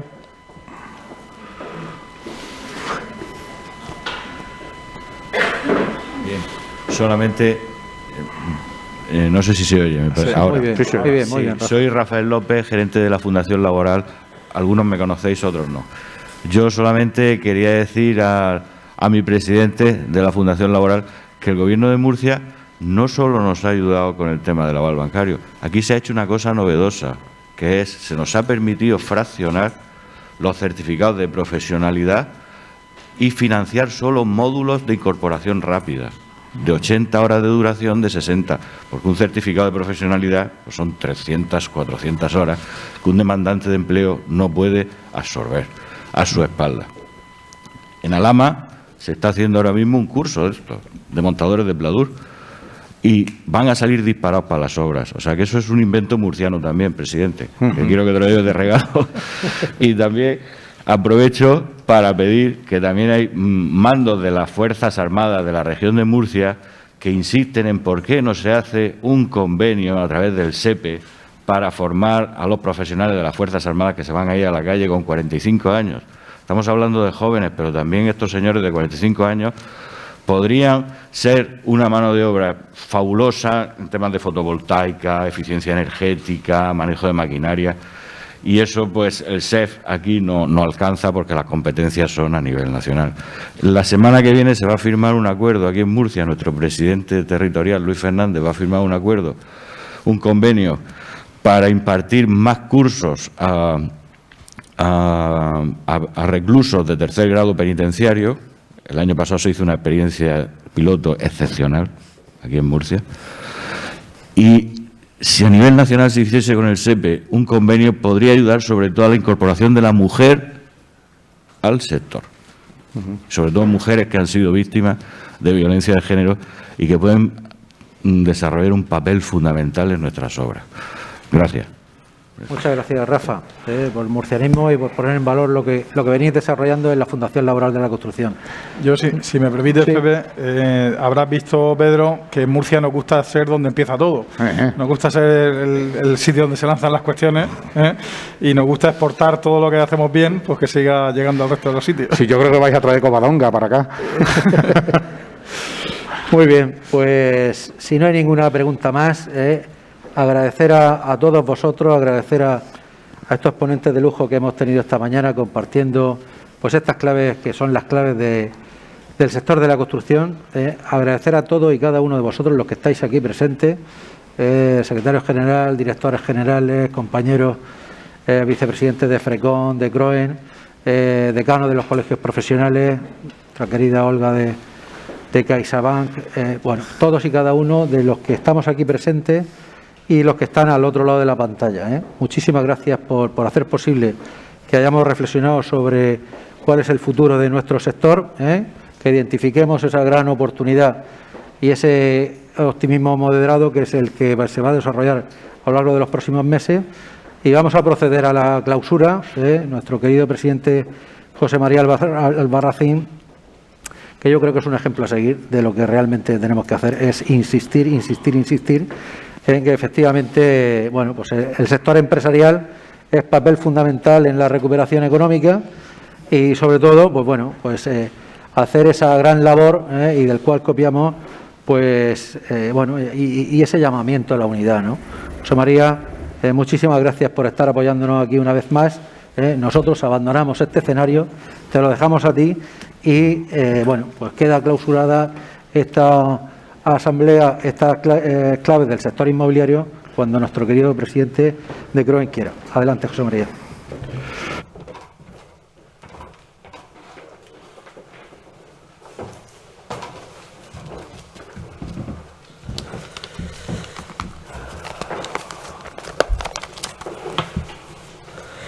Muy bien, muchas gracias, Pepe, presidente de FRECON.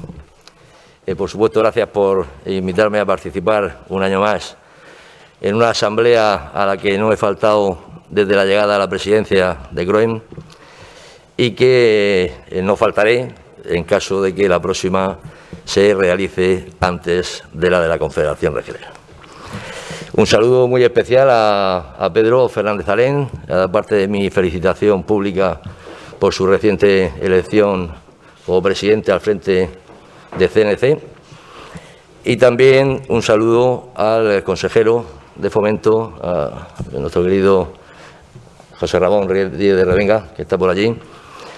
Y en definitiva, gracias a todos y un saludo muy especial para todos los empresarios que estáis aquí. También veo a la presidenta de la Autoridad Portuaria, a la directora territorial de CaixaBank, a mi vicepresidenta y presidenta de COE, que es vicepresidente, en fin, a todos. Un saludo muy cordial y un placer compartir estos minutos con vosotros. No hay peor cosa, como sabéis, y ya es retórico el repetirlo, que a las 2 de la tarde o 2 y 5 se tenga uno que intervenir, aunque sea por un breve espacio de tiempo. Evidentemente yo no voy a consumir el tiempo que consume ni el consejero ni el presidente de CNC, entre otras razones porque procuro ser siempre bastante más escueto. De todas formas, el rato que he estado aquí, que ha sido prácticamente toda la mesa, he aprendido muchísimo. Estoy prácticamente de acuerdo con todo lo que se ha dicho allá arriba. Desde luego apoyo al 100% la reivindicación y la exigencia del presidente de FRECON. Ha estado claro, directo y, como solemos decir en nuestras comisiones ejecutivas, cortito y al pie. También lo que has dicho, Pedro, por supuesto que sí.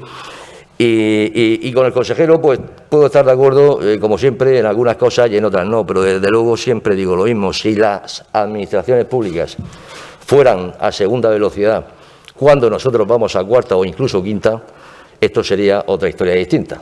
Y eso lo sabéis vosotros perfectamente. Por lo tanto, lo que tenemos que seguir haciendo es seguir trabajando para exigir cada vez más, elevar el nivel de exigencia a distintas administraciones para que se puedan poner a nuestro palo lo más cercanamente posible. Decir FRECON, decir Federación de Construcción, decir construcción, decir constructores, decir empresas de la construcción, es decir, fortaleza. Es decir, necesidad de que en un momento como este se restablezca la normalidad lo antes posible, porque sin la construcción, no lo olvidemos, sin la construcción la recuperación no va a ser posible. La construcción es un pilar auténtico de la economía nacional y, por supuesto, de la economía regional. Y por eso tenemos que ayudarles. Y ahora tenemos ahí unos cuantos datos que nos han pasado en estos últimos días y que hemos podido estudiar, que son relativamente elocuentes, de una manera significativa en lo referente al empleo. Es el sector que en este momento está tirando del empleo en la región. Son casi 2.000 empleados más trabajando, trabajadores más que hace poco tiempo. Y también lo mismo que se ha reactivado la licitación, que sube un 140% en la región de Murcia. Fenomenal, enhorabuena, felicitación. Pero no podemos... Es 6 veces la comunidad autónoma, 6 veces lo que... El sexto mayor aumento, perdón, por comunidades autónomas. Pero no es suficiente y tampoco vamos a compararlo, no vamos a ser malos, no vamos a compararlo con el año 2020 porque evidentemente no se debe ni se puede. Pero sí que hay que seguir en esa línea y además fortalecer y solicitar y exigir, si se me permite, a los ayuntamientos, porque esos tienen que ser los auténticos tractores de esa licitación, de esa subida. Y este sector irá al palo, no, irá por delante para que esa recuperación a la que hacía alusión antes sea una realidad. 40.000 trabajadores tiene este sector, 40.000 trabajadores en activo prácticamente, que representa un 4,5% más en términos interanuales que el año anterior. Además, el comportamiento del empleo en el sector de la construcción es el más positivo, como he dicho antes, de todos los sectores, y lo ha confirmado el dato del paro del mes de abril, con incluso casi 150 desempleados menos. Son datos muy positivos, a pesar del condicionamiento en el que estamos inmersos como consecuencia de la pandemia. Y un sector que también al principio sufrió el cese de su actividad, aunque de forma muy temporal, muy corta, y que luego pudo restituirla, aunque con las dificultades que lógicamente entrañaba dicha pandemia. Son tiempos de resurgir, hay que apostar por todo ello. Y digo una cosa, como lo digo siempre, al final el sector empresarial, los empresarios, vamos a estar ahí.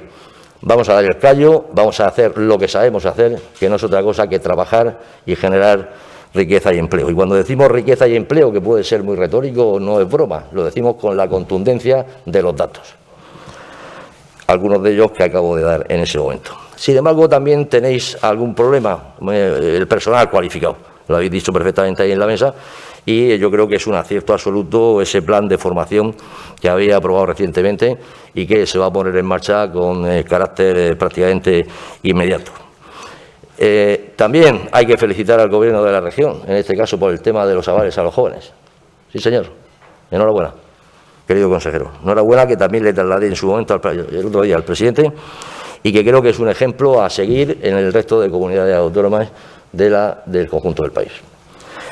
Y luego los fondos europeos. Los fondos europeos, vamos a ver, a fecha de hoy, lo decía un poquito Pedro para que lo entendiéramos, pero yo lo voy a decir más claro todavía. A fecha de hoy no tenemos ni idea de lo que va a pasar con los fondos europeos. No se sabe exactamente cómo van a funcionar los fondos europeos. Si sabemos una cosa,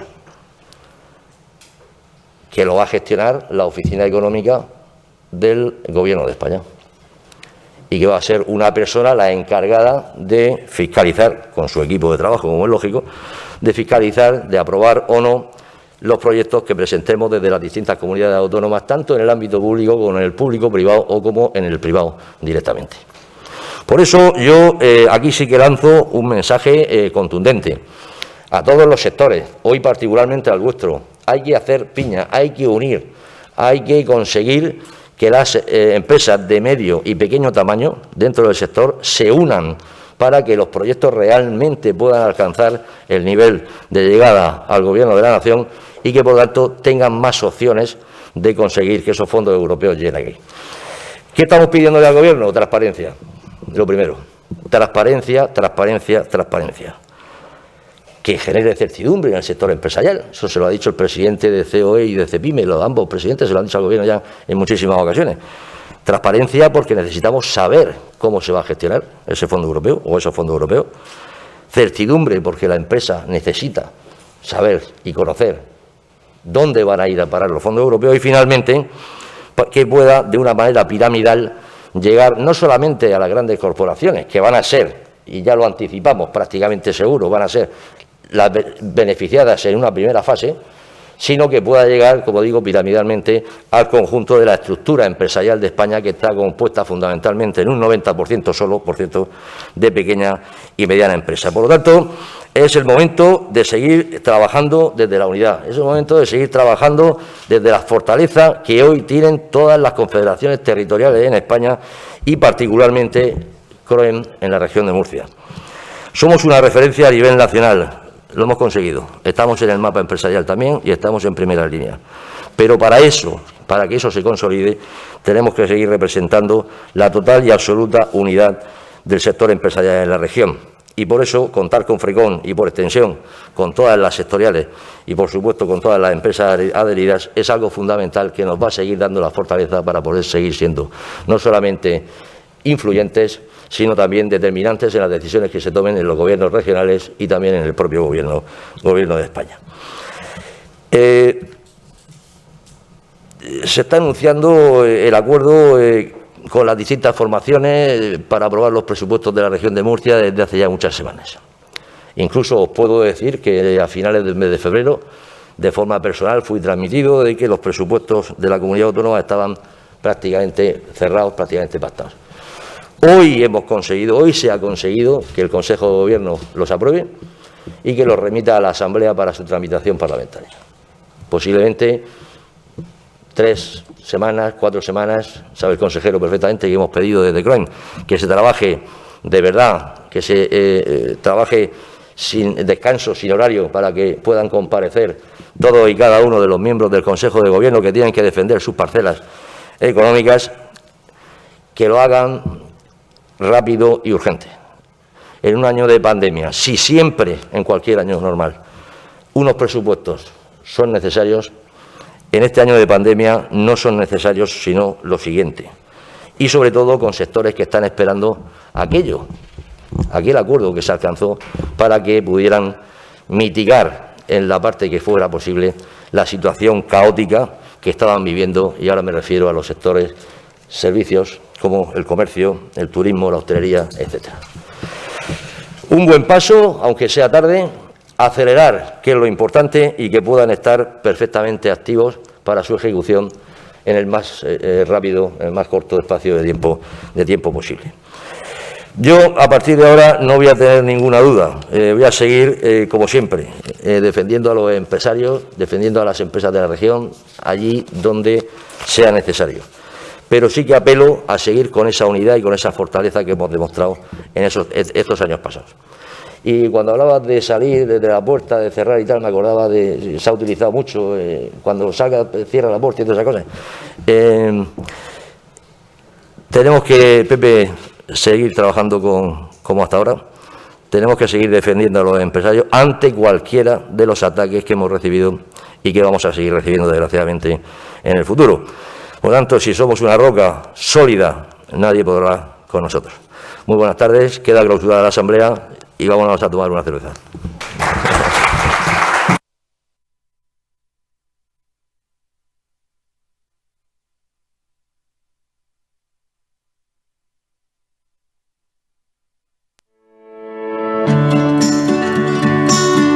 La construcción es un sector esencial para la economía regional. Un sector que en la región de Murcia cuenta con 4.000 empresas que a su vez dan trabajo a más de 40.000 personas de forma directa. Esto se traduce en 10 puestos directos y 5 indirectos por cada millón invertido. Además, la construcción es gran demandante de suministros de otros sectores industriales y profesionales, generando el 10% de la formación bruta de capital fijo. La construcción es un sector de presente y de futuro, plenamente comprometido con sus trabajadores, con la sociedad y con el entorno. En FRECON, la unidad, la transparencia y el liderazgo son los pilares que sustentan la lucha diaria por la defensa de los intereses de sus asociados. Una gran familia compuesta por empresas constructoras, contratistas de obra pública, promotores inmobiliarios, fabricantes de áridos, pintores, derivados del cemento, hormigón, materiales de construcción, movimiento de tierras, reformas. Frecon es la asociación más antigua de la región de Murcia, pionera en España, fundada en 1976. Forma parte de CROEN y CNC. La Federación Regional de Empresarios de la Construcción es la voz de un sector unido, fuerte y robusto, que trabaja para hacer frente a los continuos y exigentes cambios de la sociedad. Su apuesta por la formación y la educación es crucial para contar con los mejores profesionales en las mejores empresas. Juega aquí un papel fundamental la Fundación Laboral de la Construcción, que ofrece los recursos necesarios para que la construcción sea más profesional, segura y novedosa. La investigación y el desarrollo tecnológico son también grandes retos del sector, donde el Centro Tecnológico de la Construcción trabaja para que las empresas del sector sean más innovadoras y competitivas. Es más que evidente el papel estratégico de la construcción en la región de Murcia. Por ello, en Frecon seguimos juntos construyendo futuro.